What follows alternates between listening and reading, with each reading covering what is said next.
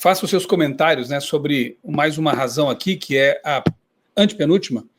Ellen White não recebia revelações de Deus e insistia numa repetição de crenças ou crendices culturais do século XIX, não recebendo revelação divina inédita nos temas defendidos. Essa é uma razão que ele apresenta para não ser adventista. O que você diz? Eu digo que, mais uma vez, é uma falácia, porque, primeiro e antes de mais nada, a inspiração não demanda originalidade. Mesmo que Ellen White tenha se alinhado a reformadores de saúde daquela época, não significa isso que ela não pudesse ser inspirada. Afinal de contas, novamente, originalidade não é requisito para a inspiração. A inspiração pode se utilizar de elementos culturais, de elementos modernos, como Cristo utilizava de parábolas, como as parábolas que eram conhecidas para as pessoas daquela época, né? A parábola do rico e Lázaro, por exemplo, tão utilizada, muito conhecida na literatura egípcia, a semelhança da literatura egípcia, a semelhança também, como Otto Plummer dizia, da literatura egípcia, além da própria literatura judaica anterior a Cristo também. Então, utilizar elementos da cultura circundante, ou mesmo do momento em que a pessoa vive, não significa necessariamente que ela não tenha sido inspirada. Por outro lado, ainda você poderia alegar, não, mas ela não trouxe, ela repetiu coisas que hoje nós sabemos que são erradas.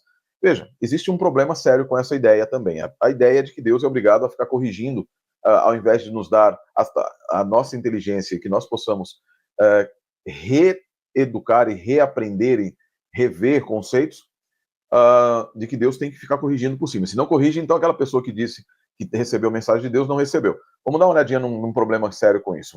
Se você vai a Levíticos 11, você vai ter ali uma declaração de que o coelho é roedor, que ele é ruminante. O coelho não é ruminante, o coelho é um roedor.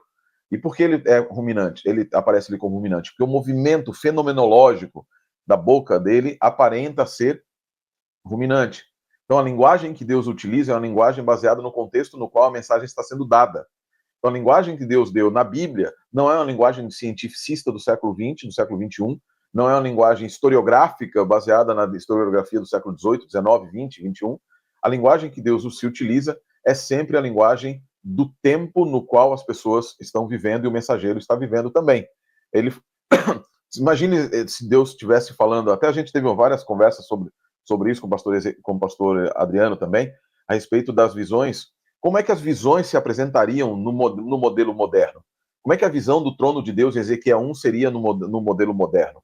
Então a gente precisa entender que a linguagem, Deus adapta a sua linguagem ao tempo no qual nós estamos vivendo, utilizando elementos do contexto no qual o mensageiro está vivendo. Como é que isso se aplica a Ellen White? Primeiro, a questão das reformas de saúde de Ellen White, ela sim adotou pensamentos de reformadores de saúde daquela época, porque Deus lhe mostrou que aqueles pensamentos eram corretos. De outra forma, ela negou-se a adotar outros pensamentos que eram incorretos também, como, por exemplo, o tratamento para histeria naquela época que era utilizado. Ellen White nunca abonou o tratamento para histeria que era utilizado, inclusive, por um médico que foi associado num grande período com Kellogg também, com John Harvey Kellogg. Então, Deus iluminou, mostrando a Ellen White como separar aquilo que era verdadeiro daquilo que não era. Quando o nosso amigo aí, o para que pudéssemos ser verdadeiros, que seria muito bom se fôssemos verdadeiros, né, fala de crendices, é a afirmação dele. É a afirmação dele de que seriam crendices. Crendices, afinal de contas, a gente coisas que nos curaram na nossa infância, hoje são consideradas como crendices também, né? Então, essas ideias nada mais são do que o seu próprio sentimento. Se você pegar o livro Mensageira de Saúde, Message of Health, você vai encontrar, em Medicina e Salvação, você vai encontrar muitos elementos fantásticos que foram corroborados posteriormente com a ciência. Obviamente, mais uma vez, nós não conhecemos toda a ciência e nós não estamos ainda no final, alcançamos 100% do conhecimento científico. Assim como no que diz respeito à mensagem de saúde, etc. Assim como as escrituras, em muitos momentos, são, entre aspas, contraditadas pelo conhecimento científico, entre aspas, mais uma vez, Ellen White vai ser contraditada pelo conhecimento científico do momento, até o momento em que uma nova descoberta científica vai trazer novamente à luz e vai permitir que tanto a Bíblia quanto o Espírito de Profecia, eu já sei como é que vai ser o argumento aqui de resposta, tá? Argumento, olha só, é bem claro. Vão tirar o recorte em que eu disse que tanto Ellen White quanto a Bíblia dizer, tá vendo? Eles estão acusando a Bíblia de estar errada. A resposta é acusar a Bíblia de estar errada. Né? Não, a gente não está acusando a Bíblia, nós estamos mostrando que existe um padrão da batalha espiritual que existe nesse mundo não é entre a ciência, mas entre os principados e potestades, entre Deus de um lado e os principados e potestades. Deus utilizando a sua revelação e o inimigo muitas vezes utilizando a ciência. E isso é verdade, utilizando a ciência. Vou citar um exemplo para você, por exemplo, e muitas vezes a nossa própria má compreensão. Por que nós não comemos carne de porco? Por que nós, adventistas, judeus, não comemos carne de porco? Está na Bíblia, está lá escrito. Se você pergunta para um adventista, geralmente o adventista vai dizer porque está em Levítico 11. Mas por quê? E a gente vai dizer, por causa de saúde, questão de saúde, etc. Tal. Se você perguntar para um judeu, ele não vai te apresentar a questão da saúde. Ele vai dizer, foi porque Deus mandou. Deus disse, e para mim é suficiente. O resultado disso, e é o resultado da obediência, é shalom. E shalom inclui saúde também. Não é a razão pela qual Deus fez, porque Deus não estava preocupado quando ele deu as suas ordens e suas mensagens lá no século XIV a.C., no século XV a.C., com o conhecimento científico que seria adquirido no século XXI depois de Cristo. Deus não estava preocupado em submeter as suas mensagens de Ellen White, as mensagens através da Serva do Senhor, no século XIX, ao conhecimento científico ou conhecimento cientificista do século XXI. Agora, em várias situações, em muitas situações, as mensagens são vindicadas através das descobertas científicas. Muitas delas, efetivamente. Então, dizer que são crendices e etc., é simplesmente o sentimento desse nosso amigo aí, desse rapaz, como refletindo o sentimento de outros que vieram antes também. A mensagem de saúde... Só terminar o pensamento aqui que eu te faço, professor. A mensagem de saúde, ela é uma mensagem de Deus para benefício dos seres humanos, e as mensagens que ele está dizendo que são crendices e etc., são mensagens para o benefício dos seres humanos. Eu só ter um exemplo de como Deus mostrou, através de Ellen White, coisas que eram consideradas naquela época como crendices, ou que no livro dela, nem eram crendices populares, mas nos livros dela foram vistos como sendo invenções e etc. Sabe o quê?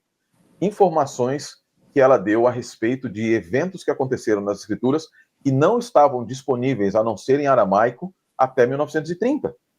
Até 1930. Como é que ela soube disso? Como é que ela soube? Obviamente, então, e aí é por isso, você tem a história do Joseph Kagan, de um rabino chamado Joseph Kagan, que ele fala, ela deve ter sido inspirada, só pode ter sido inspirada, lá na década de 70. Então, há que se tomar muito cuidado com tentar medir pelo nosso parco conhecimento, seja as escrituras, qualquer mensageiro do Senhor. Não, eu só queria parafrasear John Calvin, ele fala assim, se há verdade de Deus. Então, Ellen White buscou em livros, em coisas que haviam verdade e reproduziu. E qual o problema? Lucas não fez uma pesquisa, né? Então, assim, como eu falo nos meus vídeos, besteira, besteira, besteira. Pastor Sérgio, isso que você falou, eu achei muito interessante, porque mostra o modus operandi dos inimigos. Não é fazer, vocês estão querendo comparar a Bíblia com Ellen White. Eu gostei dessa sua fala, porque na realidade mostra que a mesma forma como os críticos da Bíblia atacam a Bíblia, é a mesma forma como os críticos de Ellen White atacam Ellen White. Não estou colocando Ellen White em pé de igualdade com a Bíblia, apenas mostrando que o modus operandi que o diabo usa de um jeito, usa do outro. Querem ver?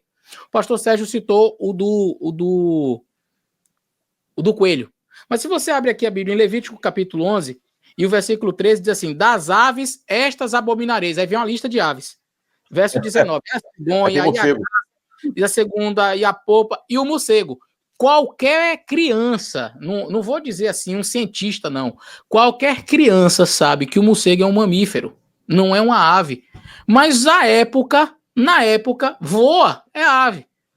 E aí agora eu vou chegar e dizer que Moisés não foi inspirado. Moisés era... E os críticos da Bíblia, o que fazem? Tá vendo que a Bíblia não pode ser digna de confiança? Tá vendo? Olha, chamou o coelho de ruminante, chamou um morcego de ave. Gente, descarta esse livro, porque não presta. É assim que os críticos da Bíblia agem. Aí o indivíduo pega um texto de Ellen White onde tem uma imprecisão científica de alguma coisa que eu diria assim, não compromete a mensagem, assim como esse texto não compromete o teor do o que está querendo dizer aqui, é que você não coma.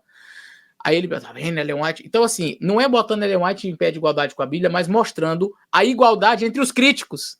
Quem critica... Eleazar, lembra que Ellen White. ó, Ellen White fala assim, ó, para um senhor, né? Eu não tô lembrado do texto, né? Que ele sofreria as pragas, tal, aquela coisa toda, né?